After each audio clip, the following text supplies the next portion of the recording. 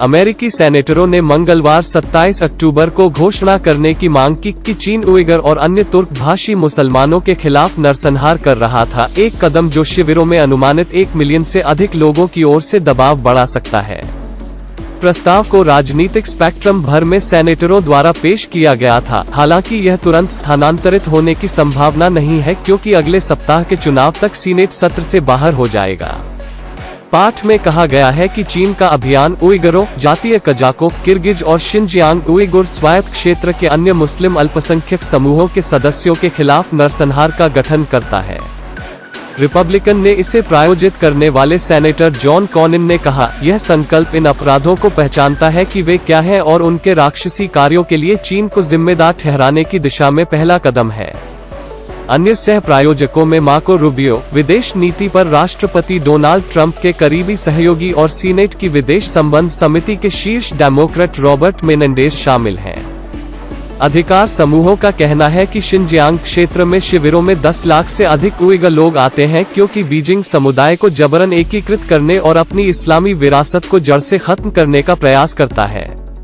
चीन ने संख्याओं का खंडन किया है और शिविरों को व्यावसायिक केंद्रों के रूप में वर्णित किया है जो हमलों की एक श्रृंखला के बाद इस्लामिक कट्टरपंथ को रोकने के लिए कौशल सिखाते हैं। ट्रंप के प्रशासन ने शिनजियांग में स्थिति को कम कर दिया है और वहां कम्युनिस्ट पार्टी के शीर्ष अधिकारी चेन क्वांगो पर प्रतिबंधों को थप्पड़ मार दिया है, लेकिन नरसंहार की घोषणा करने से बस रोक दिया। ट्रंप के राष्ट्रीय सुरक्षा सलाहकार रॉबर्ट ओ ब्रायन ने इस महीने की शुरुआत में कहा था कि अगर नरसंहार नहीं तो कुछ करीबी यह शिनजियांग में हो रहा है।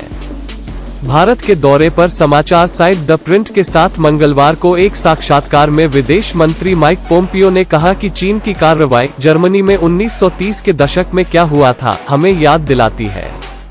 चुनाव पूर्व चुनावों में ट्रंप का नेतृत्व करने वाले डेमोक्रेटिक राष्ट्रपति पद के उम्मीदवार जो बिडेन के अभियान ने चीन के कार्यों को नरसंहार कहा है और सख्त प्रतिक्रिया व्यक्त की है। जर्मन शोधकर्ता एड्रियन जेनर्स के एक डेटा संचालित अध्ययन में पाया गया कि चीन ने बड़ी संख्या में उइगर महिलाओं की जबरन नसबंदी कर दी है और उन पर गर्भधारण करने के लिए दबाव डाला है जो जन्म के समय से अधिक है। ट्रंप प्रशासन ने पहले म्यांमार के क्रूर अभियान को ज्यादातर मुस्लिम रोहिंग्या लोगों के खिलाफ जातीय सफाई के रूप में वर्णित किया।